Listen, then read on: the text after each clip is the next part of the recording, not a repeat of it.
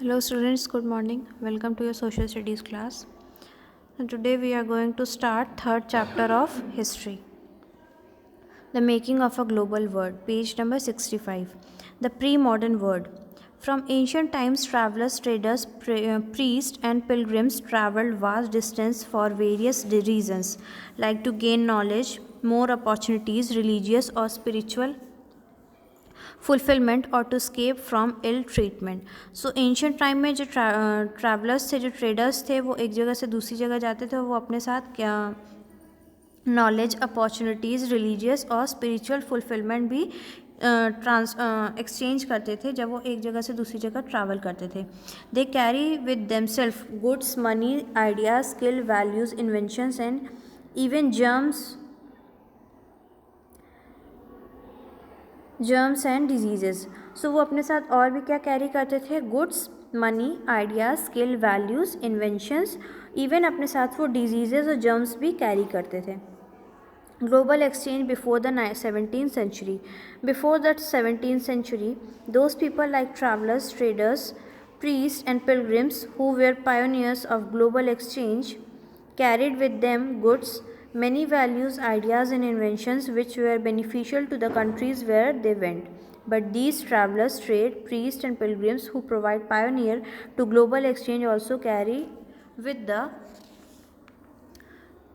Them germs and disease. So जो ये global exchange था जो 17th सेंचुरी के पहले चल रहा था, उसमें वो अपने साथ कोई भी ट्रैवलर था, अगर वो एक जगह से दूसरी जगह ट्रैवल करता था, सो उसे साथ में क्या मिलता था? वो अपने साथ क्या लेकर के जाता था? Goods, money, values, ideas, inventions etcetera, जो कि किसी भी कंट्री के लिए बेनिफिशियल होता था. क्योंकि अगर आप कोई अच्छा आइडिया है, कोई अच्छा इन्वेंशन है आपके पास, वो ले करके आप किसी और कंट्री में जाओगे तो उस कंट्री की बेनिफिट होगी.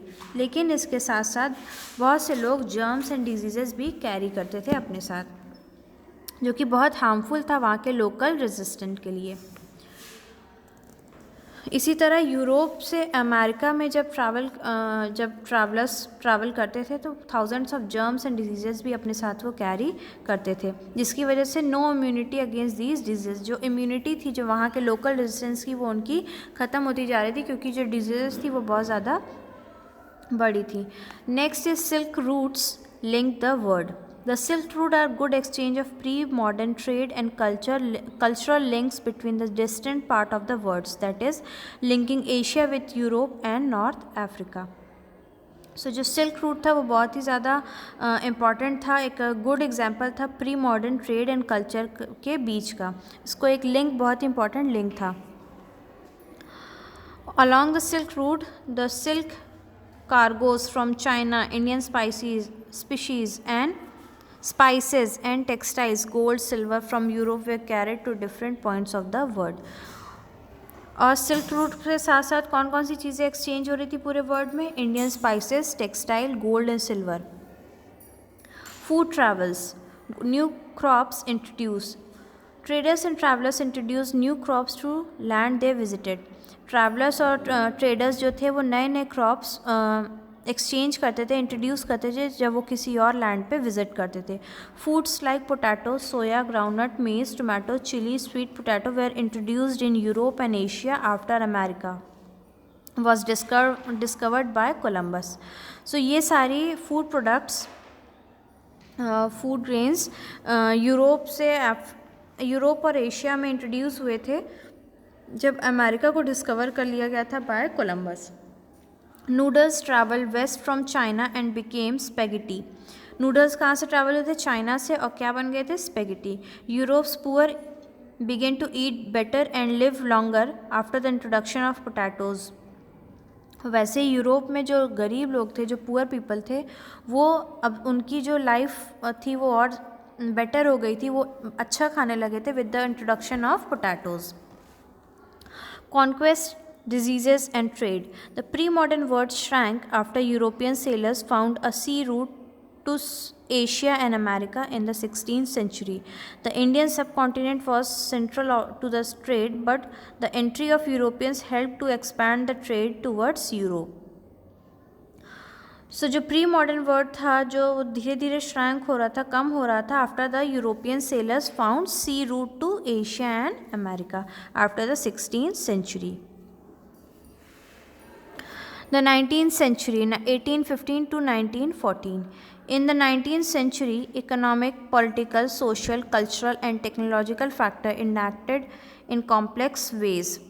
It exchanged the society and reshaped its external relations immensely. Economists identify three types of movement to follows with international economic exchange.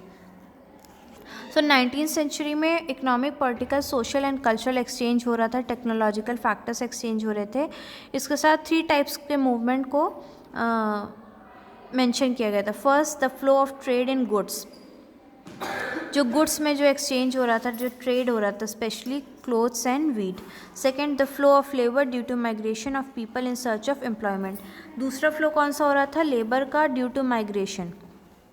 And third, the movement of capital for short term or long term investment over long distance. और capital जो money का exchange हो रहा था, जो travel हो रहा था for the short term and long term investment. A world trade economic takes place. Industrialization and population growth has increased the demand for food grains in Britain in the late 18th century. This situation raised up the food grain prices. सो जब industrialisation और population की growth हो रही थी day by day, so Britain में late 18th century में जो food grains थी उनकी प्राइसेस बहुत ज़्यादा इंक्रीज़ हो गई थी. Corn laws and its effect. Due to the pressure of the landowners, the government restricted the import of corn. These laws were commonly known as corn law. So corn का जो import था, government उस पर import करने पे restriction लगा दी थी और इसी लॉ को कॉर्न लॉ बोला जाता है. After the introduction of the corn law, food prices became exorbitant. Industrialists and people living in towns were unhappy with high good price. So जो प्राइसेस थी वो बहुत ज़्यादा हाई हो गई थी, exorbitant हो गई थी, जो कि बहुत सारे लोग की रेंज में नहीं था कि वो ये सारी चीज़ें खरीद सकें. They forced the British government to abolish the Corn Law. After the abolition of Corn Law, food could be imported into Britain as much cheaper rate than before. और Corn Law जब abolish कर लिया गया, उसके बाद जो food थे जो ब्रिटेन में इम्पोर्ट किए जा रहे थे वो cheaper rate पे अवेलेबल थे वहाँ पे. The effect of abolition of Corn Laws were, then इसके बाद कुछ effects भी थे जो Corn Law abolish हो गया था उसके बाद में. Next is role of technology in the 19th century world. Technology or new inventions like railways, steam engines and telegraph had a great impact on the transformation of 19th century world. So जो role था technology का 19th century का के बाद से पूरे world पे पड़ने लगा था. Introduction of railways, steam engine, telegraph, ये बहुत ही ज़्यादा ग्रेट इम्पैक्ट था transformation of 19th century world.